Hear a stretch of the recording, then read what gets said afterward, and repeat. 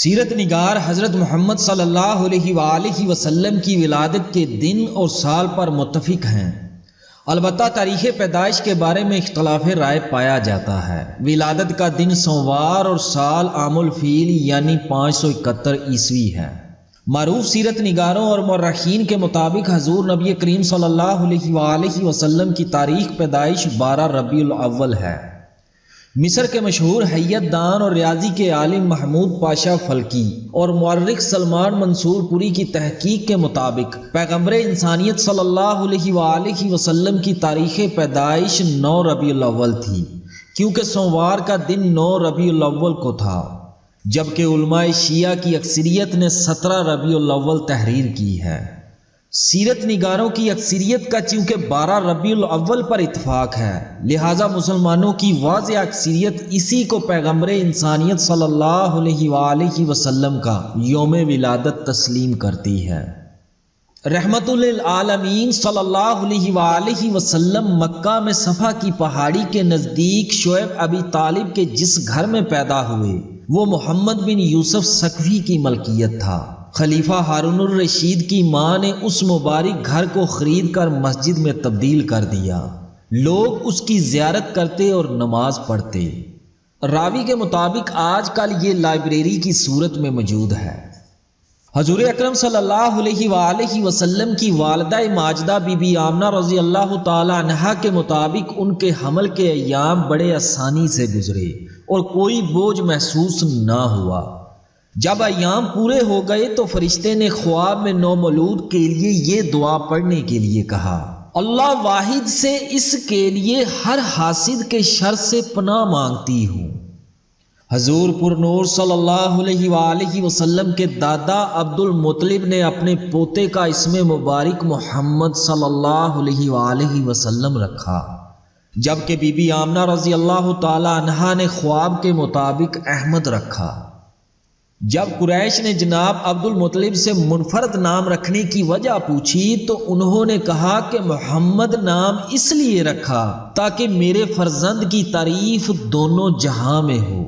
جناب عبد المطلب اپنے پوتے کو گود میں اٹھا کر کعبہ شریف میں لے گئے اور یہ دعا کی، سب تعریف اللہ کے لیے جس نے مجھے پاک آستینوں والا یہ بچہ عطا فرمایا، یہ اپنے پنگوڑے میں سب بچوں کا سردار ہے، میں اسے بیت اللہ شریف کی پناہ میں دیتا ہوں۔ جناب عبد المطلب نے پیدائش کے 7ویں روز اونٹ ذبح کر کے عزیز و اقارب کی دعوت کی۔ رسم کے مطابق نومولود کے سر کے بال منڈوائے گئے اور بالوں کے وزن کے برابر سونا خیرات کیا گیا۔ حضور اکرم صلی اللہ علیہ وآلہ وسلم کی والدہ نے 7 روز تک اپنے فرزند کو دودھ پلایا۔ اس کے بعد آپ صلی اللہ علیہ وآلہ وسلم کے تایا ابو لہب کی کنیز صوبیہ نے آپ صلی اللہ علیہ وآلہ وسلم کو دودھ پلایا اور دیکھ بھال کی۔ اس خدمت کے صلے میں حضور صلی اللہ علیہ وآلہ وسلم جوان ہونے کے بعد صوبیہ سے حسن سلوک فرماتے رہے۔ آپ صلی اللہ علیہ وآلہ وسلم مدینہ سے بھی صوبیہ کے لیے کپڑے اور خرچہ بھیجا کرتے تھے۔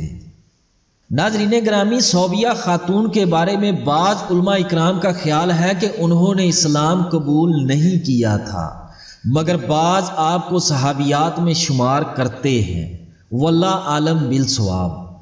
مگر دوستو، جس ہستی کو انہوں نے دودھ پلایا وہ ہستی کائنات کی سب سے معتبر ہستی ہے۔ بس اسی بات پر اکتفا کرتا ہوں کہ اللہ کے راز اللہ ہی جانتا ہے۔ اللہ اپنے حبیب کے صدقے ان کے درجات کو بلند کرے، اور میری طرف سے جانے انجانے میں کوئی غلطی یا گستاخی ہوئی ہو تو اللہ تبارک و تعالی اپنی بے مثال رحمت کے سبب معاف فرمائے، آمین۔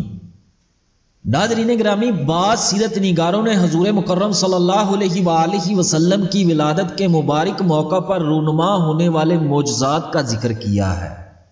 بحیرہ ساوا یعنی تبریہ خشک ہو گیا، کسریٰ نے اپنی حکومت کی بربادی کا خواب دیکھا، ایران میں زلزلہ آیا جس سے قصر شاہی کے کنگورے گر گئے، صدیوں سے جلتا آتش کدہ بجھ گیا، ایک جھیل سوکھ گئی، صحرا میں ایک ندی نمودار ہو گئی، ایک گمنام شاعر کا یہ شعر ان معجزات کو یوں بیان کرتا ہے: گمسم تھی دو جہاں کی حقیقت میرے بغیر، گمسم تھی دو جہاں کی حقیقت میرے بغیر، میں آ گیا تو ارض و سما بولنے لگے۔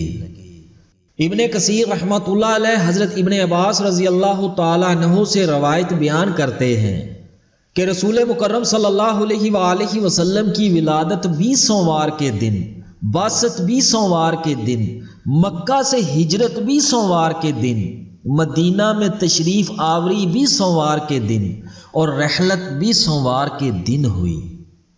اللہ تبارک و تعالیٰ نے اپنے نبی صلی اللہ علیہ وآلہ وسلم کو یتیم اور غریب پیدا کیا۔ نبوت کا منصب ہمیشہ غربا کو ہی ملتا رہا۔ قریش کو ایک اعتراض یہ بھی تھا کہ رب نے کسی امیر اور دولت مند کو نبوت کے منصب سے سرفراز کیوں نہ کیا؟ ارشاد ربانی ہے، اور اللہ نے تم کو غریب پایا اور پھر غنی کر دیا۔ حضرت عبداللہ بن عباس رضی اللہ تعالیٰ عنہ سے روایت ہے، رسول اللہ صلی اللہ علیہ وآلہ وسلم نے فرمایا، اللہ تبارک و تعالیٰ نے خلق کی تخلیق فرمائی تو مجھے سب سے اچھے گروہ میں رکھا، پھر قبائل کو چنا تو مجھے سب سے اچھے قبیلے میں رکھا، پھر گھرانوں کو چنا تو مجھے سب سے اچھے گھرانے میں رکھا، لہٰذا میں اپنی ذات کے اعتبار سے بھی سب سے اچھا ہوں اور اپنے گھرانے کے اعتبار سے بھی سب سے ممتاز ہوں۔ عرب میں رواج تھا کہ نومولود بچوں کو بدوی عورتوں کے سپرد کر دیا جاتا تھا تاکہ بچہ صحرا کی کھلی اور صاف ہوا میں پرورش پائے، نیز اس کی زبان فصیح اور جسم مضبوط ہو، نیز وہ اس قابل ہو جائے کہ مصائب و تکالیف کا صبر و تحمل سے مقابلہ کر سکے۔ آپ صلی اللہ علیہ وآلہ وسلم کی ولادت باسعادت کے موقع پر بھی چند بدوی عورتیں بچوں کو گود لینے کے لیے مکہ آئیں۔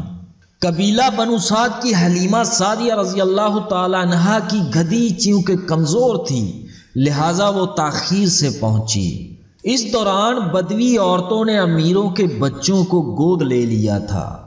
رسول خدا صلی اللہ علیہ وآلہ وسلم کو یتیمی کی وجہ سے کسی نے گود نہ لیا تو حلیمہ سعدیہ رضی اللہ تعالی عنہا نے آپ صلی اللہ علیہ وآلہ وسلم کو گود لے لیا۔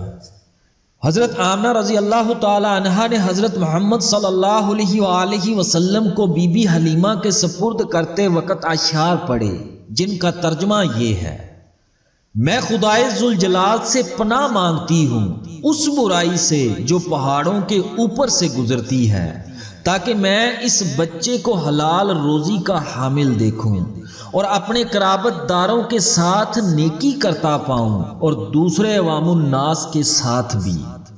حلیمہ سعدیہ رضی اللہ تعالی عنہا کہتی ہیں، جب میں نے نبی مکرم صلی اللہ علیہ وآلہ وسلم کو اپنے سینے سے لگایا تو میری چھاتیاں دودھ سے بھر گئیں۔ آپ صلی اللہ علیہ وآلہ وسلم نے خوب سیر ہو کر دودھ پیا۔ آپ صلی اللہ علیہ وآلہ وسلم کی برکت سے رضائی بھائی بھی شکم سیر ہوا۔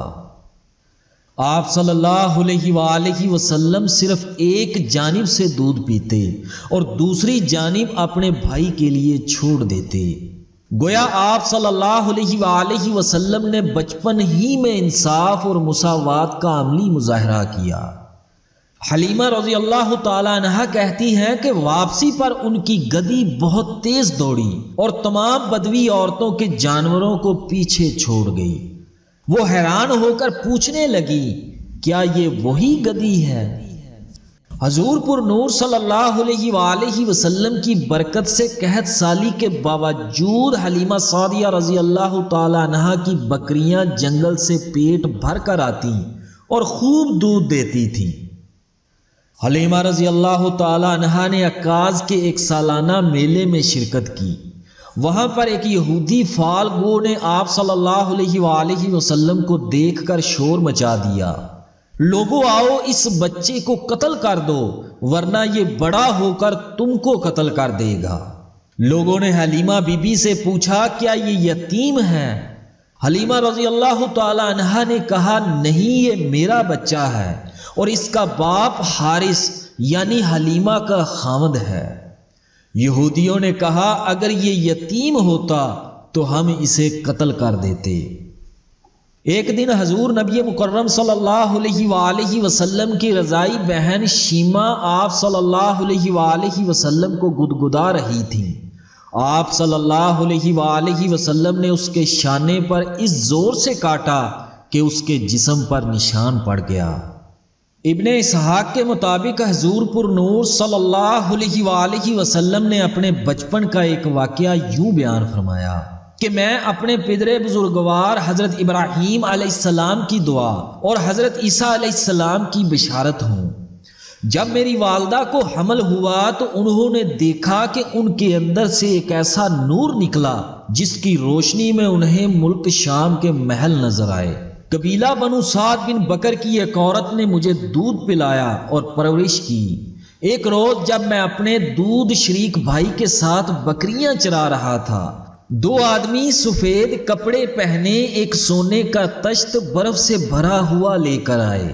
انہوں نے میرا سینہ چاک کیا اور میرے دل سے ایک سیاہ ٹکڑا نکال کر پھینک دیا، پھر میرے سینے اور دل کو برف سے دھویا یہاں تک کہ خوب پاک کر دیا۔ مورخین اس واقعہ کو شق الصدر کا نام دیتے ہیں جو 4 سال کی عمر میں پیش آیا۔ ایک اور روایت کے مطابق فرشتوں نے آپ صلی اللہ علیہ وآلہ وسلم کے دونوں شانوں کے درمیان مہر لگا دی۔ ایک روز حلیمہ رضی اللہ تعالی عنہا نبی مکرم صلی اللہ علیہ وآلہ وسلم کو دیکھنے اپنے گھر سے باہر نکلیں۔ آپ صلی اللہ علیہ وآلہ وسلم اپنے رضائی بہن کے ساتھ دھوپ میں کھیل رہے تھے۔ حلیمہ سعدیہ نے کہا اتنی گرمی میں باہر کھیل رہے ہیں؟ رضائی بہن نے جواب دیا اماں جان میرے بھائی کو گرمی نہیں لگتی، میں نے دیکھا کہ ایک بادل آپ صلی اللہ علیہ وآلہ وسلم پر سایہ کیے رہتا ہے، جب آپ صلی اللہ علیہ وآلہ وسلم چلتے ہیں تو بادل بھی ساتھ چلتا ہے، جب آپ صلی اللہ علیہ وآلہ وسلم ٹھہر جاتے ہیں تو بادل بھی ٹھہر جاتا ہے۔ بی بی حلیمہ رضی اللہ تعالی عنہا کے مطابق آپ صلی اللہ علیہ وآلہ وسلم کی عادات پاکیزہ اور پسندیدہ تھیں۔ آپ صلی اللہ علیہ وآلہ وسلم نہ تو روتے تھے اور نہ ہی شرارت کرتے، فضول کاموں اور کھیلوں سے پرہیز کرتے تھے۔ جب آپ صلی اللہ علیہ وآلہ وسلم کی عمر مبارک 4 یا 5 سال کی ہوئی تو حلیمہ بی بی آپ صلی اللہ علیہ وآلہ وسلم کو والدہ کے پاس چھوڑنے مکہ روانہ ہوئیں۔ حضور اکرم صلی اللہ علیہ وآلہ وسلم کی والدہ اپنے لخت جگر کو تندرست اور توانا دیکھ کر بہت خوش ہوئیں اور آپ صلی اللہ علیہ وآلہ وسلم کو خوب لاڈ پیار کیا۔ حضور پر نور صلی اللہ علیہ وآلہ وسلم نے اپنے رضائی والدہ کا ہمیشہ بہت خیال رکھا۔ حضرت خدیجہ رضی اللہ تعالی عنہا سے نکاح کے بعد حلیمہ بی بی جب مکہ آئیں اور خشک سالی کی وجہ سے غربت کی شکایت کی تو آپ صلی اللہ علیہ وآلہ وسلم نے حضرت خدیجہ رضی اللہ تعالی عنہا سے امداد کی سفارش کی تو انہوں نے 20 بکریاں اور 1 اونٹ دے کر رخصت کیا۔ ابن سعد کے مطابق حلیمہ سعدیہ رضی اللہ تعالی عنہا یوم حنین کے موقع پر حضور اکرم صلی اللہ علیہ وآلہ وسلم کے پاس تشریف لائیں۔ آپ صلی اللہ علیہ وآلہ وسلم ان کو دیکھتے ہی اٹھ کھڑے ہوئے اور میری ماں پکارنے لگے۔ آپ صلی اللہ علیہ وآلہ وسلم نے اپنی چادر مبارک زمین پر بچھا دی اور اس پر اپنی رضائی ماں کو بٹھایا، ان کی بات بڑے غور سے سنی اور حاجت پوری کی۔ فتح مکہ کے موقع پر حلیمہ سعدیہ رضی اللہ تعالی عنہا کی بہن آپ صلی اللہ علیہ وآلہ وسلم کی خدمت میں حاضر ہوئیں۔ آپ صلی اللہ علیہ وآلہ وسلم نے اپنے رضائی ماں کے بارے میں دریافت کیا۔ جب آپ صلی اللہ علیہ وآلہ وسلم کو علم ہوا کہ وہ فوت ہو چکی ہیں تو آپ صلی اللہ علیہ وآلہ وسلم کی آنکھوں میں آنسو آ گئے۔ آپ صلی اللہ علیہ وآلہ وسلم نے اپنے رضائی خالہ کو لباس، سواری کا جانور اور کچھ درہم دے کر رخصت کیا۔ آپ صلی اللہ علیہ وآلہ وسلم کی رضائی بہن شیما غزوہ حنین کے قیدیوں میں شامل تھیں۔ جب آپ صلی اللہ علیہ وآلہ وسلم کی خدمت میں حاضر ہوئیں تو آپ صلی اللہ علیہ وآلہ وسلم نے اس کی عزت کے لیے اپنی چادر بچھا دی اور اسے اپنے ہاں قیام کرنے کی پیشکش کی۔ شیما نے اسلام قبول کر لیا اور اپنی قوم کے پاس جانے کی خواہش کی۔ آپ صلی اللہ علیہ وآلہ وسلم نے اپنی رضائی بہن کو غلام، لونڈی اور بکریاں دے کر رخصت کیا اور اس کی وجہ سے بنو سعد کے قیدیوں کو رہا کر دیا۔ قرآن پاک میں اللہ تبارک و تعالیٰ نے ارشاد فرمایا، اور ہم نے انسان کو تاکید کی کہ وہ اپنے ماں باپ کے ساتھ نیکی کرے۔ اس ماں نے اس کو تکلیف کے ساتھ پیٹ میں رکھا اور تکلیف کے ساتھ جنا۔ پیٹ میں رکھنا اور دودھ پلا کر چھڑانا 30 مہینے ہے، یعنی بڑا عرصہ ہے۔ ایک صحابی رضی اللہ تعالی عنہ نے نبی مکرم صلی اللہ علیہ وآلہ وسلم سے دریافت کیا، یا رسول اللہ صلی اللہ علیہ وآلہ وسلم، سب سے زیادہ میرے حسن سلوک کا مستحق کون ہے؟ نبی مکرم صلی اللہ علیہ وآلہ وسلم نے فرمایا، تیری ماں۔ پھر پوچھا، اس کے بعد کون؟ آپ صلی اللہ علیہ وآلہ وسلم نے فرمایا، تیری ماں۔ آپ صلی اللہ علیہ وآلہ وسلم نے 3 بار یہی جواب دیا۔ چوتھی بار صحابی رسول صلی اللہ علیہ وآلہ وسلم نے دوبارہ پوچھا تو آپ صلی اللہ علیہ وآلہ وسلم نے فرمایا، تیرا باپ۔ حضرت ابو ہریرہ رضی اللہ تعالیٰ عنہ کی روایت کے مطابق حضور پر نور صلی اللہ علیہ وآلہ وسلم نے فرمایا، اس شخص کی ناک خاک آلود ہو۔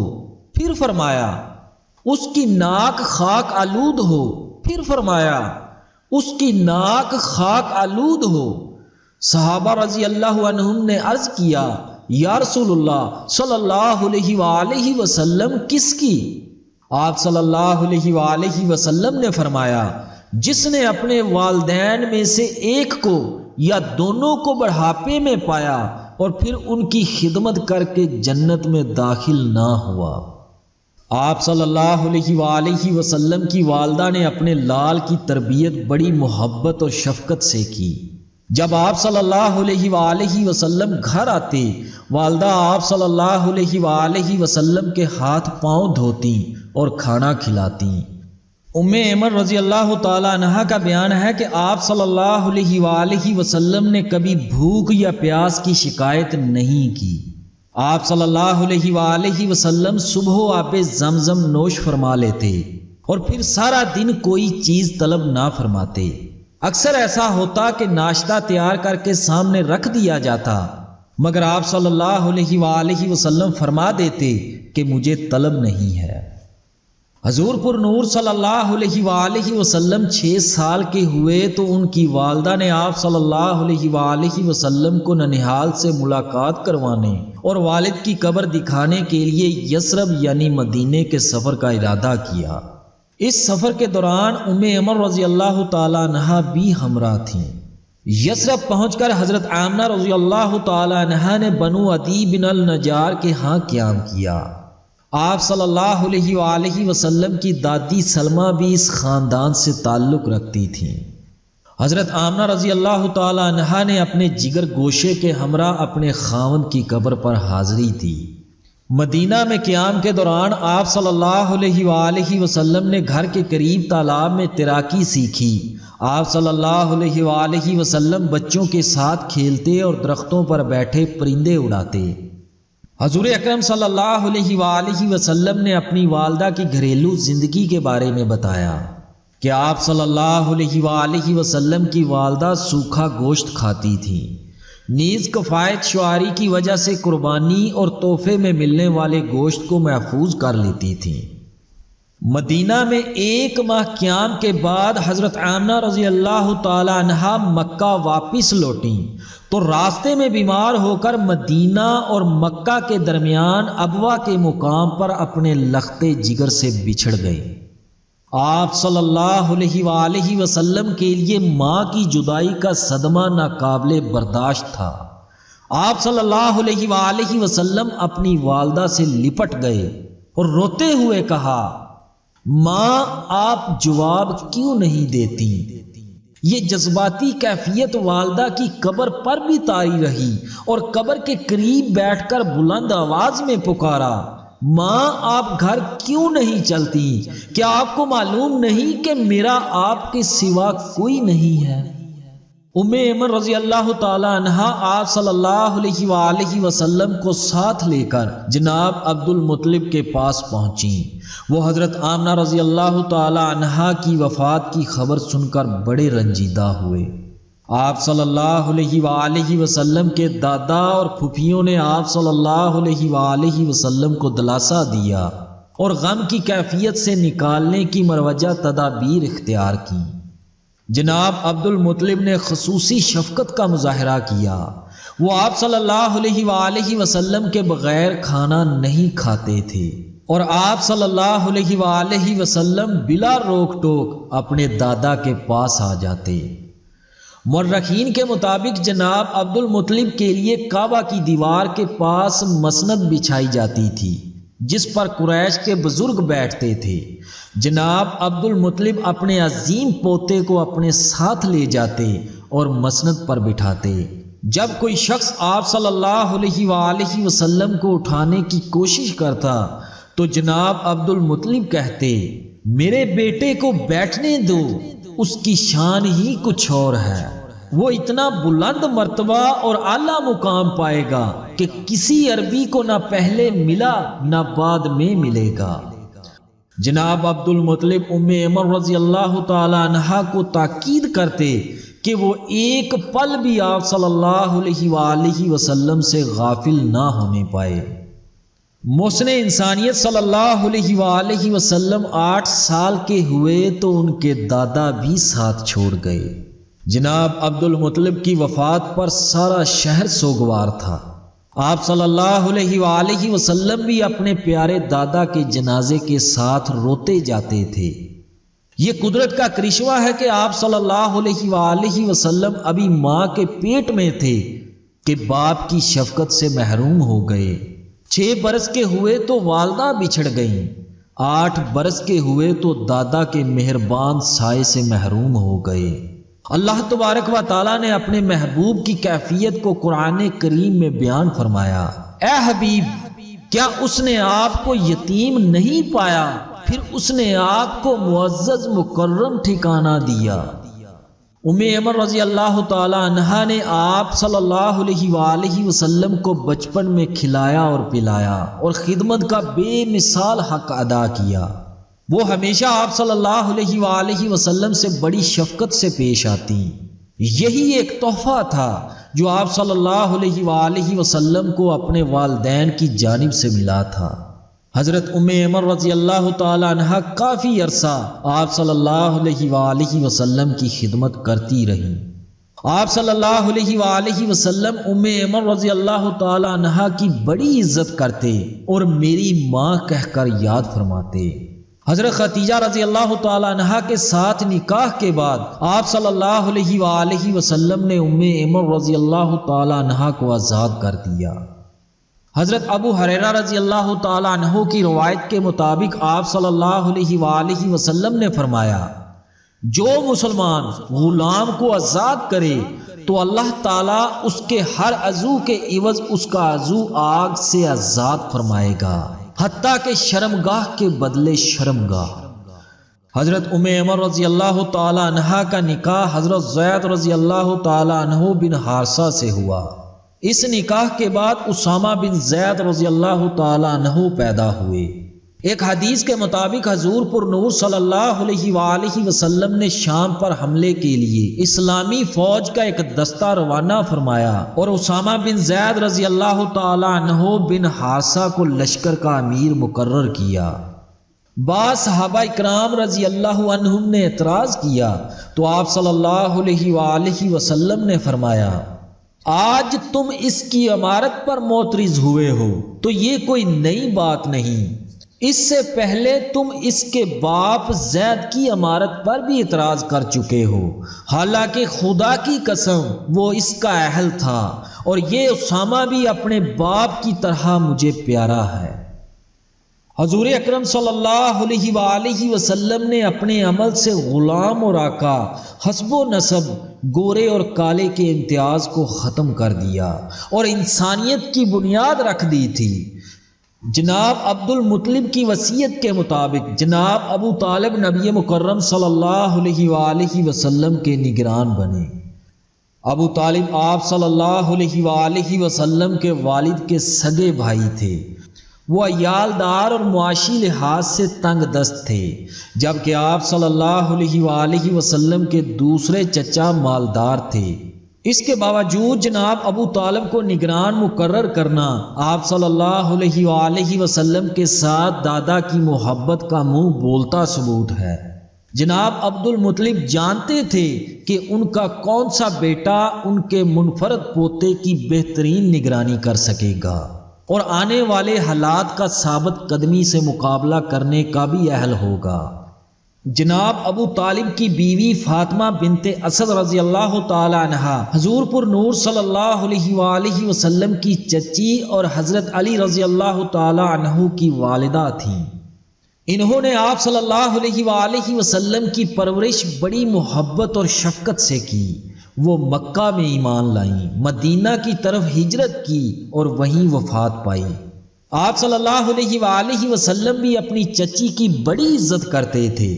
آپ صلی اللہ علیہ وآلہ وسلم اکثر ان سے ملاقات کرتے۔ جناب ابو طالب آپ صلی اللہ علیہ وآلہ وسلم کی بڑی توجہ سے دیکھ بھال کرتے رہے۔ آپ صلی اللہ علیہ وآلہ وسلم کے بغیر دسترخوان نہیں بچھاتے تھے۔ جب آپ صلی اللہ علیہ وآلہ وسلم کھانے میں شریک ہوتے تو سب خوب سیر ہو کر کھاتے۔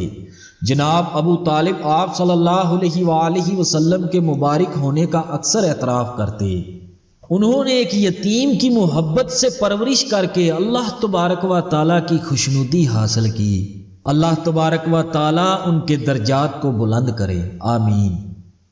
ایک حدیث کے مطابق حضور پر نور صلی اللہ علیہ وآلہ وسلم نے اپنی انگشت شہادت اور بیچ کی انگلی کو ملا کر فرمایا کہ میں اور یتیم کی کفالت کرنے والا دونوں جنت میں اس طرح داخل ہوں گے۔ حضرت ابو ہریرہ رضی اللہ تعالی عنہ سے روایت ہے کہ حضور اکرم صلی اللہ علیہ وآلہ وسلم نے فرمایا، مسلمانوں میں سے سب سے بہتر وہ گھر ہے جس میں کوئی یتیم ہو اور اس کے ساتھ عمدہ سلوک کیا جاتا ہو، اور بدترین مسلمان گھر وہ ہے جہاں کوئی یتیم ہو اور اس کے ساتھ برا برتاؤ کیا جاتا ہو۔ قرآن کریم میں رب تعالیٰ نے ارشاد فرمایا، ماں باپ، قرابت والوں، یتیموں اور رشتہ داروں، ہمسایوں اور اجنبی ہمسایوں اور قریبی رفقا اور مسافروں اور جو لوگ تمہارے قبضے میں ہوں سب کے ساتھ احسان کرو۔ اللہ تمہیں ہدایت کرتا ہے کہ یتیموں کے ساتھ انصاف پر قائم رہو، اور جو بھلائی تم کرو گے وہ اللہ کے علم سے چھپی نہ رہ جائے گی۔ کیا آپ نے اس شخص کو دیکھا جو دین کو جھٹلاتا ہے؟ تو یہ وہ شخص ہے جو یتیم کو دھکے دیتا ہے اور محتاج کو کھانا کھلانے کی ترغیب نہیں دیتا۔ محمد ابن اسحاق کہتے ہیں کہ ایک قیافہ شناس مکہ آیا۔ قریش اپنے بچوں کو لے کر اس کے پاس پہنچے۔ جناب ابو طالب بھی حضور نبی کریم صلی اللہ علیہ وآلہ وسلم سمیت اپنے بچوں کو قیافہ شناس کے پاس لائے تاکہ بچوں کے مستقبل کے بارے میں دریافت کریں۔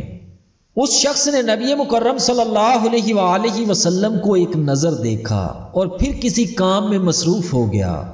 جب فارغ ہوا تو بڑے اشتیاق سے کہنے لگا، وہ لڑکا کہاں ہے جسے میں نے ابھی دیکھا تھا؟ اسے میرے پاس لاؤ۔ وہ لڑکا ہونہار معلوم ہوتا ہے۔ جناب ابو طالب نے قیافہ شناس کے اشتیاق کو دیکھ کر آپ صلی اللہ علیہ وآلہ وسلم کو چھپا لیا اور گھر واپس لے آئے۔ جناب ابو طالب نے تجارت کی غرض سے شام کے سفر کا ارادہ کیا تو آپ صلی اللہ علیہ وآلہ وسلم نے اپنے چچا سے کہا، آخر آپ مجھے کس کے حوالے کر کے سفر پر جا رہے ہیں؟ میرے ابا جان میری دیکھ بھال کے لیے اس دنیا میں نہیں رہے اور نہ ہی میری والدہ اس دنیا میں زندہ ہیں۔ جناب ابو طالب نے بھتیجے کا اصرار دیکھا تو انہیں اپنے ساتھ قافلے میں شامل کر لیا۔ جب یہ قافلہ شام کی سرحد پر بصرہ پہنچا تو بحیرہ نامی ایک راہب نے اس قافلے کے شرکا کو دیکھ کر انہیں کھانے کی دعوت دی۔ حالانکہ پہلے بھی قافلے یہاں سے گزرتے تھے، مگر علم نصرانیت کے ماہر بحیرہ نے کبھی دعوت کا اہتمام نہ کیا تھا۔ بحیرہ نے دیکھا کہ اس قافلے میں ایک ایسا شخص بھی شامل ہے جس پر بادل سایہ کرتا ہے، اور جب آپ صلی اللہ علیہ وآلہ وسلم جگہ کی قلت کی وجہ سے درخت سے ذرا ہٹ کر تشریف فرما ہوئے تو درخت کی ٹہنیاں جھک کر سایہ کرنے لگیں۔ دعوت شروع ہوئی تو بحیرہ کو سید البشر صلی اللہ علیہ وآلہ وسلم نظر نہ آئے۔ اس نے پوچھا، آپ کے قافلے کا ایک بشر موجود نہیں؟ قریش نے کہا، ایک نوعمر بچہ سامان کی نگرانی کے لیے چھوڑ آئے ہیں۔ بحیرہ کے اصرار پر آپ صلی اللہ علیہ وآلہ وسلم کو بھی دعوت میں شریک کیا گیا۔ بحیرہ بڑے غور سے آپ صلی اللہ علیہ وآلہ وسلم کو دیکھتا رہا۔ جب دعوت ختم ہوئی تو بحیرہ نے آپ صلی اللہ علیہ وآلہ وسلم سے لات و عزا کا نام لے کر مخاطب ہوا۔ آپ صلی اللہ علیہ وآلہ وسلم نے فرمایا، مجھے لات اور عزا کا واسطہ نہ دو، کیونکہ میرا ان سے کوئی تعلق نہیں۔ جب بحیرہ نے حضور نبی کریم صلی اللہ علیہ وآلہ وسلم کے بارے میں تمام معلومات حاصل کر لی تو اس نے پیشن گوئی کی کہ آپ صلی اللہ علیہ وآلہ وسلم نبوت سے سرفراز ہوں گے۔ بحیرہ نے جناب ابو طالب کو مشورہ دیا کہ وہ آپ صلی اللہ علیہ وآلہ وسلم کو مکہ واپس لے جائیں تاکہ آپ صلی اللہ علیہ وآلہ وسلم یہودیوں سے محفوظ رہیں۔ بحیرہ عرب کا معروف راہب تھا جس کی باتوں پر اعتبار کیا جاتا تھا، لہذا جناب ابو طالب آپ صلی اللہ علیہ وآلہ وسلم کو مکہ واپس لے آئے۔ آپ صلی اللہ علیہ وآلہ وسلم کی شخصیت جناب ابو طالب کے گھرانے کے لیے بڑی بابرکت ثابت ہوئی۔ اگرچہ ان کی معاشی حالت کمزور تھی، اس کے باوجود گھر کا نظم و نسق عزت و آبرو کے ساتھ چلتا رہا۔ حضور اکرم صلی اللہ علیہ وآلہ وسلم نے لڑکپن کا زمانہ بھی بڑی آبرومندی کے ساتھ گزارا اور اپنے چچا سے کبھی کوئی فرمائش نہ کی۔ آپ صلی اللہ علیہ وآلہ وسلم بھیڑوں کا دودھ پی کر گزارا کرتے۔ آپ صلی اللہ علیہ وآلہ وسلم جب رات سونے کے بعد صبح اٹھتے تو چہرے پر تازگی، رونق اور آب و تاب ہوتی اور آنکھیں صاف اور نکھری ہوتی۔ اللہ تبارک و تعالیٰ نے آپ صلی اللہ علیہ وآلہ وسلم کو رسالت و نبوت سے نوازنا تھا، لہٰذا آپ صلی اللہ علیہ وآلہ وسلم کی تربیت اور پرورش خاص انداز میں ہوئی۔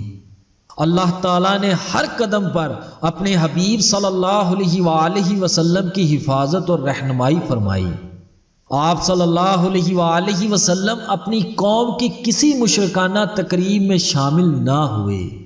آپ صلی اللہ علیہ وآلہ وسلم کا بچپن، لڑکپن اور جوانی نہایت پاک بازی اور راست بازی میں گزری اور اپنے قبیلے میں صادق اور امین کی حیثیت سے جانے اور پہچانے گئے۔ آپ صلی اللہ علیہ وآلہ وسلم غیر مہذب اور آوارہ عادتوں سے بہت دور تھے، نہ تو کبھی میلے ٹھیلے میں شرکت کی اور نہ ہی لہو و لعب میں شامل ہوئے۔ اگر ایک دو مرتبہ ارادہ کیا تو اللہ تبارک و تعالیٰ نے اس ارادے سے باز رکھا۔ سیرت نگار السہیلی رحمہ اللہ تعالیٰ نے البخاری سے روایت کی ہے، آپ صلی اللہ علیہ وآلہ وسلم نے ایک شادی میں شرکت کا ارادہ کیا اور اپنی بکریاں ایک ساتھی کے حوالے کر کے شہر آئے۔ شادی کی تقریب ابھی شروع نہ ہوئی تھی کہ گرمی کی وجہ سے دیوار کے سائے میں بیٹھ گئے۔ تھوڑی ہی دیر میں آپ صلی اللہ علیہ وآلہ وسلم پر غنودگی طاری ہو گئی۔ جب بیدار ہوئے تو شادی کا جلوس، گانا بجانا اور دوسری رسومات ختم ہو چکی تھیں۔ آپ صلی اللہ علیہ وآلہ وسلم نے ایک بار پھر کسی شادی کی تقریب میں شرکت کرنا چاہی، مگر نیند غالب آ گئی اور آپ صلی اللہ علیہ وآلہ وسلم لہو و لعب سے محفوظ رہے۔ ابن اسحاق کی روایت ہے کہ جناب ابو طالب خاندان سمیت ہر سال ایک بت کی زیارت کے لیے جایا کرتے تھے، وہاں نظریں چڑھاتے اور قربانی کرتے۔ آپ صلی اللہ علیہ وآلہ وسلم کو بھی گھر کے افراد ساتھ جانے کے لیے مجبور کرتے، مگر آپ صلی اللہ علیہ وآلہ وسلم انکار کر دیتے۔ ایک بار بزرگوں نے بے حد اصرار کیا اور آپ صلی اللہ علیہ وآلہ وسلم بادل نخواستہ ساتھ چل دیے۔ واپسی پر سخت پریشان اور ہراساں نظر آئے۔ آپ صلی اللہ علیہ وآلہ وسلم کے رشتہ دار یہ کیفیت دیکھ کر گھبرا گئے اور دوبارہ کبھی آپ صلی اللہ علیہ وآلہ وسلم کو مجبور نہ کیا۔ نبی مکرم صلی اللہ علیہ وآلہ وسلم نے کچھ عرصہ جناب ابو طالب کی کپڑے اور عطر کی دکان پر بھی کام کیا۔ لاکھوں کروڑوں درود محمد صلی اللہ علیہ وآلہ وسلم پر اور آپ صلی اللہ علیہ وآلہ وسلم کی آل پاک پر۔ اللہ تبارک و تعالیٰ سے دعا کرتا ہوں کہ دوران بیان زبان کی لغزش کی وجہ سے یا جانے انجانے میں کوئی غلطی، گستاخی، کمی، کوتاہی ہو گئی ہو تو اللہ تبارک و تعالیٰ اپنی خاص رحمت کے سبب معاف فرمائے۔ آمین ثم آمین۔